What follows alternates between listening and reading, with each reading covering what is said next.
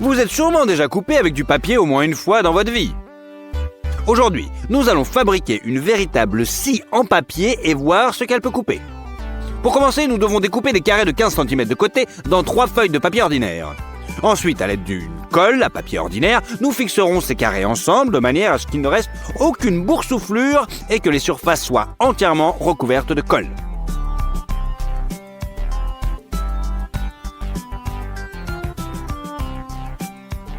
Voilà. Et bien sûr, nous les presserons fermement à l'aide d'une presse improvisée. Nous avons maintenant besoin d'un compas sur lequel nous vous avons préalablement fixé une lame tranchante. Le rayon du futur cercle sera de 6,3 cm. Placez l'aiguille exactement au centre du carré.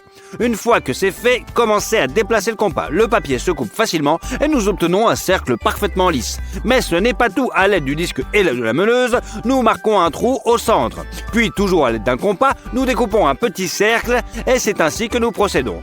Notre disque de papier est prêt et il ne reste plus qu'à le placer sur la meuleuse et le fixer afin d'éviter les situations traumatisantes. Mettez la meule en marche.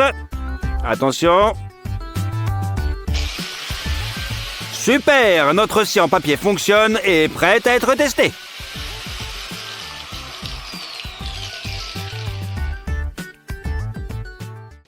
Commençons par quelque chose de simple. Le carton est essentiellement fait de la même chose que le papier. Donc voyons voir si notre scie peut le couper. Hé, le papier scie le carton sans aucune difficulté. Regardez la coupe régulière qu'il laisse derrière lui. Il semble que ce test a été parfaitement réussi.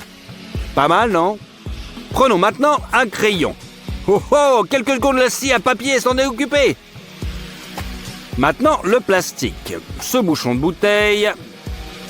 Qu'en est-il si le plastique est plus dense? Allons voir. Pour l'instant, ça fonctionne bien en tout cas.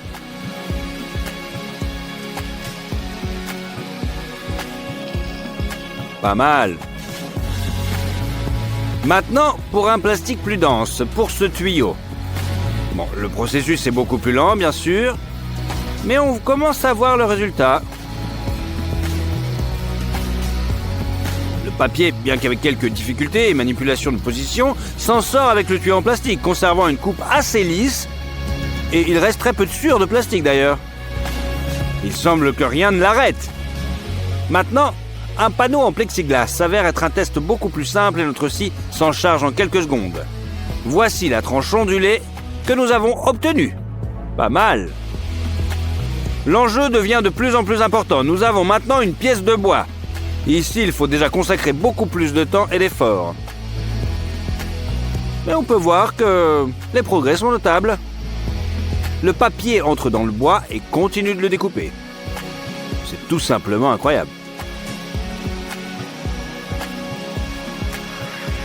Même une légère déformation du disque n'arrêtera pas notre scie à papier. On y est presque. Et oui, le bâton de bois est scié sans problème. Attention, c'est un peu chaud quand même. Nous avons maintenant une boule d'élastique. Voyons voir comment la scie à papier va s'en sortir.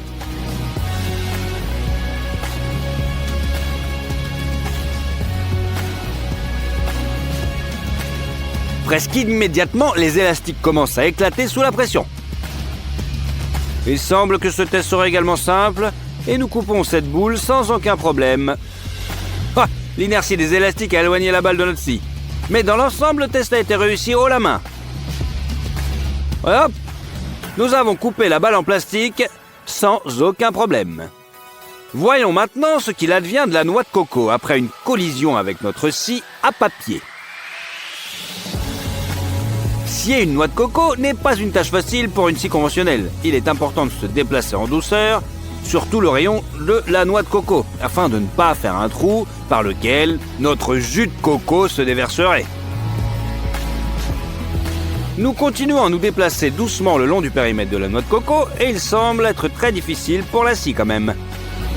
Le disque commence à trembler lorsque nous sommes sur le point de terminer, mais nous continuons à relier les extrémités de la coupe l'une à l'autre. On pose la scie et on ouvre facilement la noix de coco à l'aide d'un couteau. Et oui, nous avons réussi. Même la noix de coco n'a pas résisté à notre scie en papier. Ah, franchement, c'est incroyable. Mais bien que la coupe n'ait pas été la plus... On en met quelques-uns. Voilà, les uns après les autres. Jusqu'ici, c'est facile. Et on pousse le premier. Il est temps maintenant de passer à l'artillerie lourde. Nous allons commencer avec 10 briques pour le moment. Un petit coup de pied, paf! Les briques tombent comme des dominos. Allez, on recommence.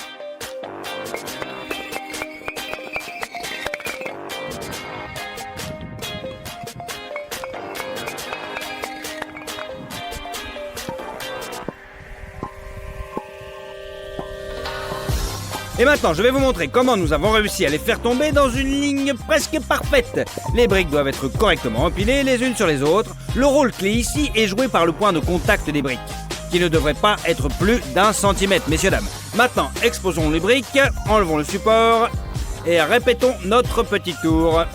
On va voir ce que ça donne.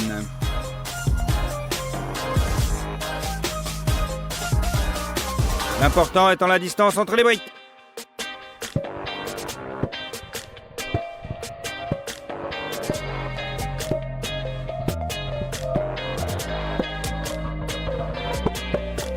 Et voilà. Mais il est temps de passer à l'effet domino à part entière. Maintenant, je vais mettre toutes les briques de cette pile le long de la route selon notre principe.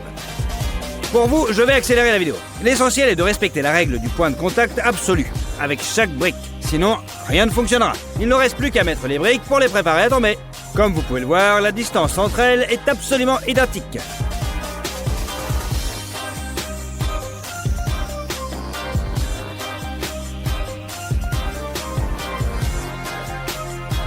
Maintenant, nous allons enlever la brique de support et nous serons prêts pour l'action finale. C'est plutôt une longue rangée que nous avons obtenue. 50 briques tout de même.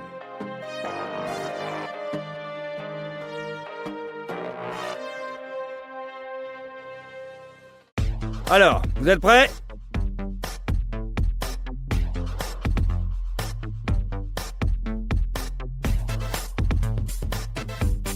Et attention, attention, c'est parti!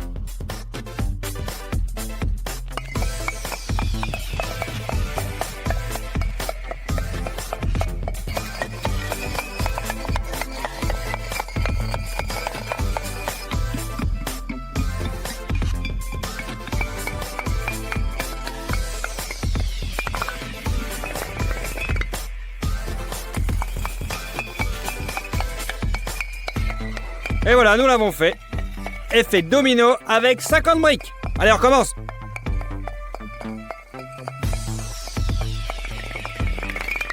Bon, personnellement, je ne m'en lasse pas.